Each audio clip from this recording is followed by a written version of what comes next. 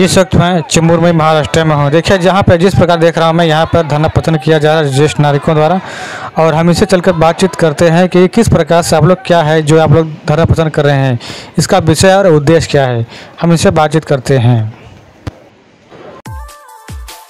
जी sir, आप लोग जो यहाँ धरना प्रदर्शन दे रहे हैं चेंबूर मुंबई में, जैसा कि आप लोगों ने उस पर दर्शा रहे हैं कि जो ज्येष्ठ नागरिका है उनको पेंशन नहीं मिलने जा रही है, तो इस पर आप लोग क्या कहना चाहते हैं?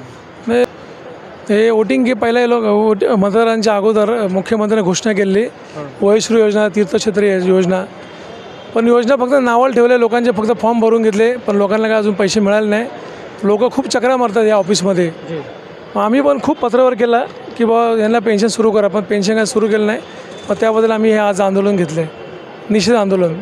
जर यांनी जर नाही ऐकलं तर आम्ही अमर उपोषण घेणार सरकारच्या विरोधात। तो ये जो आपका आंदोलन है, जाहिर से लगता है कि कंफर्म ये लोग यहाँ पे पेंशन योजना चालू हो जाएगा? अभी देखो हम लोग तो सब हमारा जो काम है वो तो हम लोग कर रहे, नहीं करेंगे तो बहुत पत्रावर किया। देखो जी जी, मुख्यमंत्री को भी हम लोग लेटर दिया, देवेंद्र फडणवीस को भी, ये योजना बंद करो मत। ये इलेक्शन का स्टैंड है, सिर्फ वोटिंग वालों को चुनने आने का, तो इसलिए सभी किया। ये पेंशन है लगभग कितने योजना में, मतलब कितने पैसे आने चाहिए? क्या 3000 मिलता है, 3000 रुपये। ये सालाना का है कि महीने का? और नहीं, बरस का 3000। तीर्थक्षेत्र योजना दो योजनाएं, ज्येष्ठ नागरिक का, लेकिन वो लोग कुछ नहीं है। ये लोग अभी, इनका उम्र 70 उम्र है, कितने बार इधर आएंगे वो लोग? जी जी, ऐसा है ना। मैडम, ये योजना जो बंद हो गई है, आप उस पर क्या कहना चाहते हैं?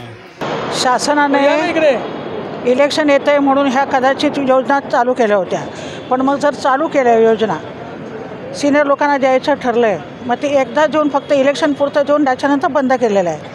हा अक्षरशः सिनियर लोकांवर, वरिष्ठ नागरिकांवर अक्षरशः अन्याय आहे। मग अशा योजना जर तुम्हाला चालू करायच्या होत्या तर त्या अगोदर चालू करून त्याचं सगळं आर्थिक नियोजन करून मगच करायला पाहिजे होत्या, पण ह्यांनी फक्त इलेक्शनसाठी हे योजना स्वार्थासाठी केल्या आणि इलेक्शन त्यांचं झालेलं आहे। आणि म्हणून आता त्यांना काही घेणं देणं पडलेलं नाही। आता 5 वर्षानंतर त्यांना काय फरक पडत नाही आहे, त्यामुळे आता त्यांनी योजना सगळ्या बंद केलेल्या आहेत। पण हा वरिष्ठ नागरिकांवर अन्याय आहे आणि तो दूर झाला पाहिजे आणि योजना परत चालू करून त्यांना सगळ्यांना पैसे दिले पाहिजेत, एवढं आमचं म्हणणं आहे।